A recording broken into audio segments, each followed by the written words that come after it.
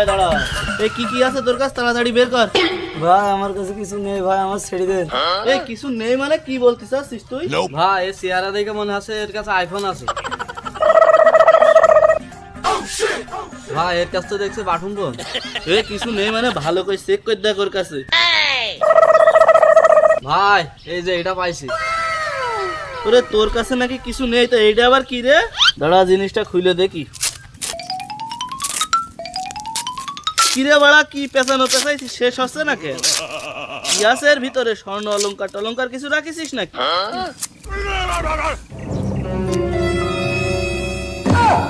ভাই আমি তো আগেই বলেছি আমার কাছে কিছু নেই।